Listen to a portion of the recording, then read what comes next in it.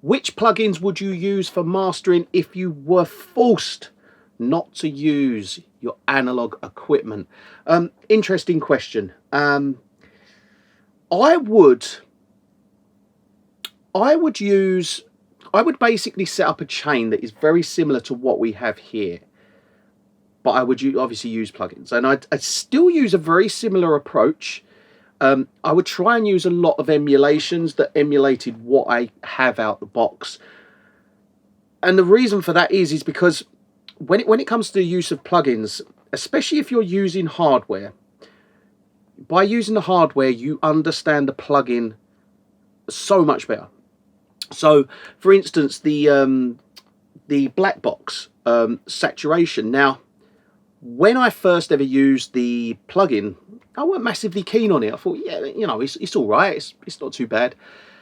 But since buying the hardware, the way that I look at the plugin is totally different. Now, I'll use the plugin a lot in the mixing sessions because I can achieve a great sound with it.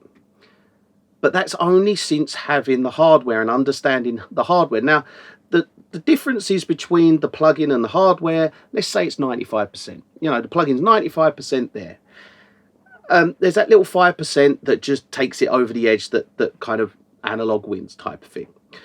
But it's pretty much there. So if I was to, let's say, take each piece of equipment, use the emulation for it, PQ emulation, for instance, use the emulations, I would achieve an all right sound.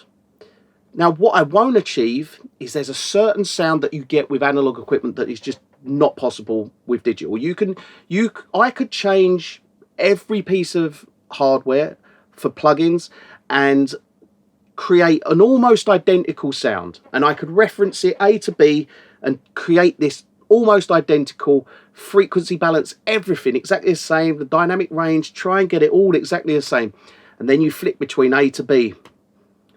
Analog just sounds full of life, and the digital it sounds a lot more narrower, it sounds more stale, and it doesn't sound as good. But that's the limitations of using digital plugins. That's like, you could be the best in the world at mastering, you could be incredible, and you can have all these plugins in front of you and achieve this great sound. It just doesn't sound like analog. For instance, I mean, I know I've gone on a little bit of a tangent here and kind of more digital versus analog, but I used to do a lot of digital mastering, and I always had the option that people could order digital mastering or analog mastering. And I've since for maybe a year ago, I did away with the digital mastering altogether, and that was mainly because it just couldn't achieve, and it just would not achieve, and I could not achieve the same sound as what I could achieve using analog. So I took digital away, took that option away, and just had analog. And the reason being is because I've got all this equipment. I don't want to provide my clients with a lesser product than what I can achieve with the analog stuff. And it's not a case of, oh well, just because you're using plugins, you know, you're not achieving the same results because you're not as good as mastering on plugins, for instance. It's not a case of that. I could match it exactly the same. I could do a master on the analog gear, I could then match it so it sounds exactly the same.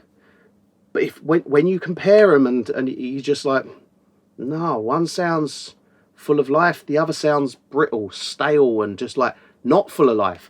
So I would, when it comes to replacing one for the other, I would try and create something that emulated this chain. So I would use as much of emulations as possible. I would still have, you know, I could just have one EQ. I could have, like, let's say I could have Pro Q3, for instance. I could just have that as my EQ.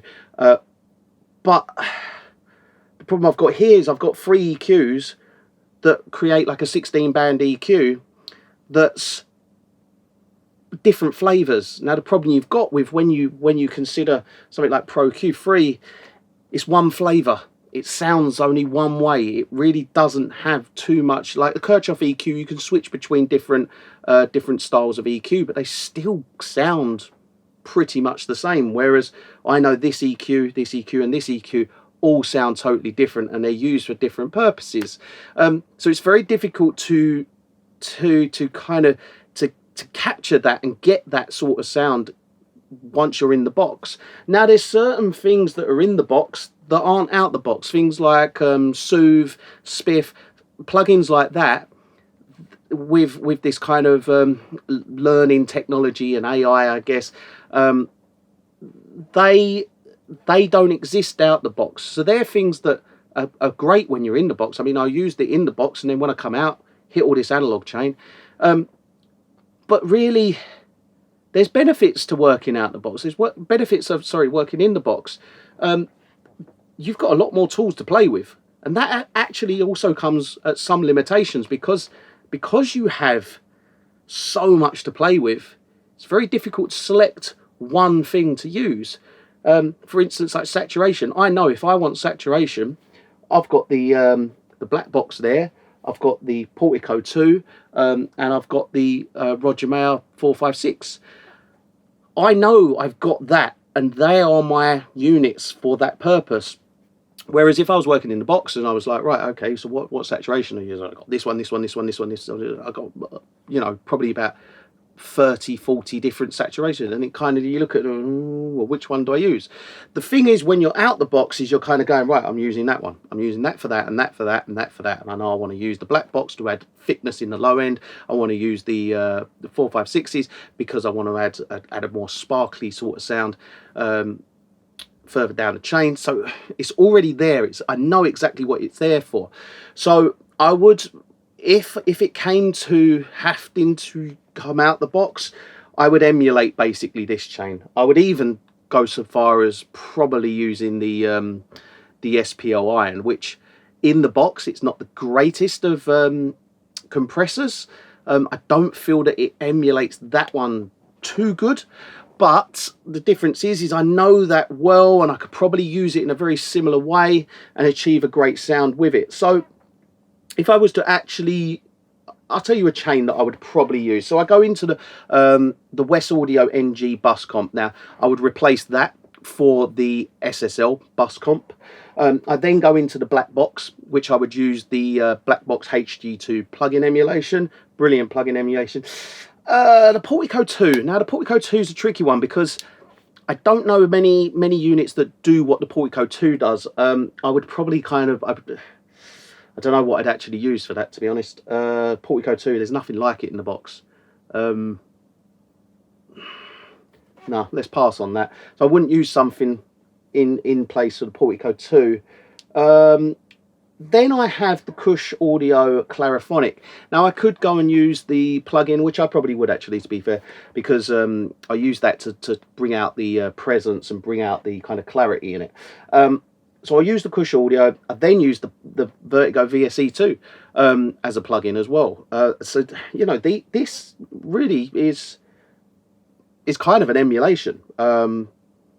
Then I've got the PQ, the SPL PQ. I would use the plugin version of it. I'd then run into that. I probably wouldn't add another EQ because I do the majority of my EQing just off the PQ. I would then probably go, I've then got here the Golly Portal Grinder. Now, this is a highly unique EQ in the sense that it is so subtle and beautiful. It's such a great EQ, it really is. I use it in mid-side, so I would use something that is a mid-side EQ, which, let's think, what would I actually go for? I don't really know, to be honest. Mid-side EQ in the box. What could we use? Tricky one. Probably use something like the Muss EQ, to be honest. Only because I come into the Muss EQ here and I wouldn't want to add another EQ afterwards. So I'll probably go mid-side with the Muss EQ. Then Alicia envelope, add some transients. Actually, do you know what? I wouldn't actually use the Alicia envelope. I would then run into the Oakenfold Spiff plugin to do my transient designing. then basically a multi-band comp and a stereo comp. So I'd probably run into a probably multi-band comp. I would probably use the FabFilter multi-band comp because that's really good, and then I would also use the SPL Iron compressor, just because I'm going with this whole emulation thing here. So I'd run into that. I then my second Golly cross comp here is basically part of a multi-band comp, so I then use the FabFilter multi-band comp. Dynamic EQ is next on the list. So dynamic EQ, I'd probably at that stage, I would then be hitting FabFilter Pro Q3, and I'd use the dynamic EQ in that. And the reason being is because then I've got a frequency analyzer at the end of my mastering chain as well. I can sort of analyze stuff, make sure everything's good before we get to the limiter. Limiting, now out the box I use the Hum Audio Low, the look ahead analog limiter, and the best thing to compare that to is probably FabFilter Pro L2, and that would basically finish the chain. So yeah, I mean, that is a very long-winded answer, but if I was forced, and I mean if I was forced to not use any of this equipment and I was forced to use just plugins, they would be the plugins that I would use.